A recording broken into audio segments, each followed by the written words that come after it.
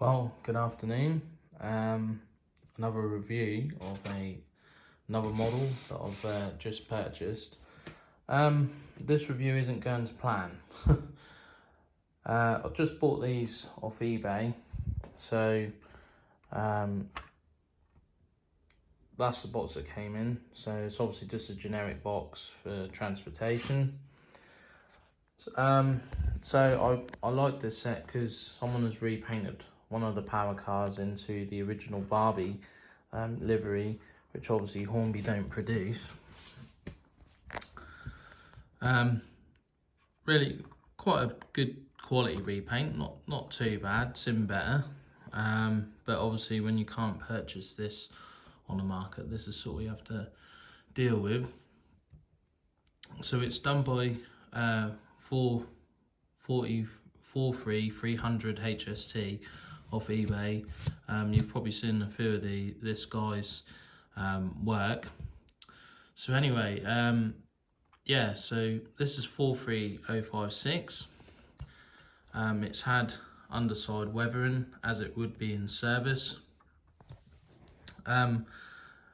Paintwork wise, it's the quality's pretty good. A little bit of overrun there, but I mean, I'm not complaining because I couldn't do better. We've got a little defect in the vinyl there, but again, if you can't cope with little imperfections from an expert repaint, then there's just no point. You might as well buy a factory model, which they don't do. In the older type they do, but not the new type. So around the front, you've got the first logo under there. Just let it focus. It's not too badly applied. Little bit imperfection, but again, that's being fussy. The yellow on the front is done quite well, not too bad, with the black surround around the window. It's quite dusty, this model. It needs a clean really. So again, got the fleet number this side, quite well applied actually, the fleet number, which is really nice. Warning for the doors. I think that's for the doors, or is that brake air pressure? I can't remember now. Oh, bloody hell. We've got the first logo here, which is quite crisp. The T is a little bit off, and the S is there, but the T isn't quite there, but it's just not too bad. I'm not going to be too picky, because overall I'm actually really happy with it. Again, underside weathering, as it would be in service. Around the back. So this would have either been an ex-Virgin or Intercity power car. It possibly could have been one of them. Don't know if he'd have used one of them. So this window, yeah, it has. So this little window's been blanked off. You can probably just see the outline there. Just see it. Okay. And then on the back, you can see this one's quite prominent. Just there. It's been done to a high standard, so it's not too bad. Again, you can see that other, just the outline there, that other window, but it's not such a big deal.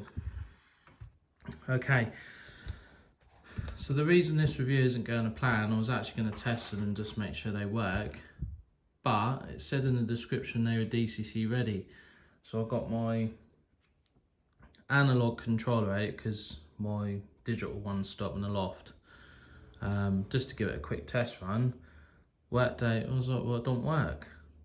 So I tested my GWR first and last pack, and it works fine. So I thought, oh. So I looked on the bottom, and I see this little number. I thought, is it coded to 43 by any chance? So I haven't had a chance to open them, but I'm guessing they're digitally fitted, and it wasn't in the description. So, got this one here, lovely. Now, for the Hornby factory finish of a power car. So this guy, what he's tried representing, who I've purchased it from, is the transition from Barbie to dynamic lines. Only problem is he's picked a later power car that's got the shorter exhaust shield, or deflector, whatever you want to call it. Probably just being a little bit picky, but yeah, that I've obviously got the earlier one, 43017 and 43004, my Angel Trains one. So this is 43036. I believe this is the one that was the second one to be released, hence the deflector's different. Originally this was a dummy car, but they have put the motor in this one, so I've swapped it. I was hoping the Barbie one would be powered, but obviously I can swap him over if need be. Not going to go into great detail about this car because I want to re-review 43017 and my Angel Trains HST that I never actually reviewed when I got them 5 years ago. So this one has got underside weathering as well, and usual detailing for a First Great Western HST. By far my favourite livery. It's weird because it's so simple. It's just blue with First Great Western and a little number. But it's just by far, I love this livery, and I know a lot of people go mad about them. So let's turn it around.